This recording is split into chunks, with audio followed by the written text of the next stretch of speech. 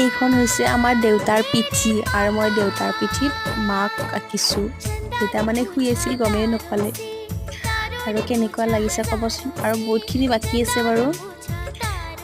এয়া চাওক কেনেকুৱা হৈছে, কমেণ্ট কৰি জনাব প্লিজ।